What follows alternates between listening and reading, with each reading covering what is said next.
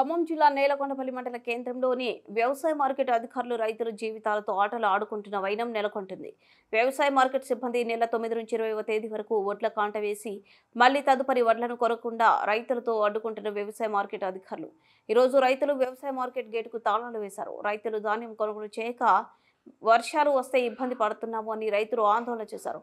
నేలకొండపల్లి మండలి ఎంఆర్ఓ వెంకటేశ్వరరావు మరియు నేలకొండపల్లి ఎస్ఐ సంతోష్ మరియు market committee AEO Radha, market chairman Vennapusala Seetharamulu rice పిలిపించి రైతులు ధాన్యాలు కొనుగోలు చేయాలని కోరారు.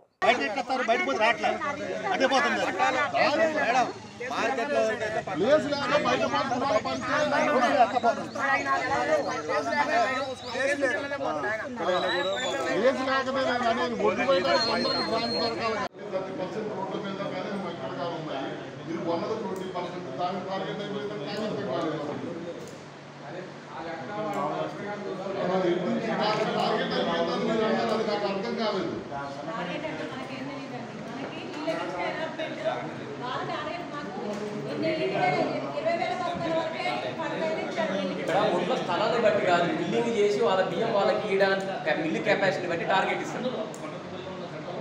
ముడ్లు ఎన్ని ఉన్నాయో నీరన్నా ఆ మిల్లు ఈ సంవత్సరంలో ఎన్ని అడిగలుగుతుంది ఆ లెక్క ప్రకారమే ఇస్తారు.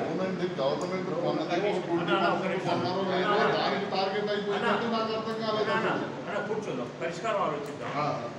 నారాయణ గారు, ఉన్న కండిషన్ ఏంటంటే మన దగ్గర మేడం చెప్పిన దాని ప్రకారం 70,000 బ్యాగ్స్ 25,000 క్వింటాలు రెడీగా ఉన్నాయి.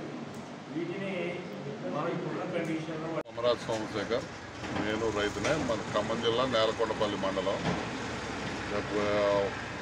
5వ తారీఖు నుంచి మార్కెట్ గవర్నమెంట్ వడ్లు కొనుగోలు చేస్తారని చెప్పారు.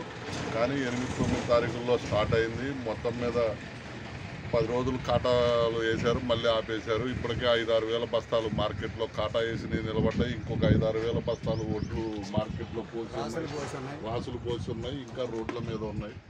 ఈరోజు ఉదయం జాయింట్ కలెక్టర్ గారికి ఫోన్ చేస్తే 2-3 సార్లు లిఫ్ట్ చేయలేదు. వారు పనిలో ఉన్నారనుకుంటే ఏదో మెసేజ్ పెట్టమన్నారు.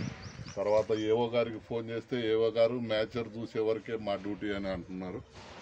తర్వాత సివిల్ సప్లై వాళ్ళని అడిగితే వాళ్ళు మేము మిల్లుకి వెళ్ళిన తర్వాత కన్లోడ్ కాకపోతే మా బాధ్యత అంటారు. ఈ కాటా వేయించే వాళ్ళని అడిగితే వాళ్ళు అందుబాటులో లేరు. ఇలా ఈ విధంగా ఒకరి మీద ఒకరు చెబుతున్నారు. చివరికి మార్కెట్ గేట్లు బంద్ చేసి ధర్నా చేయడంతో అందరూ వచ్చారు. మార్కెట్ కమిటీ చైర్మన్ సీతారాములు గారు, అగ్రికల్చర్ ఆఫీసర్ ఏఓ గారు అందరూ వచ్చారు. వచ్చి మా మిల్లర్లను పిలిచి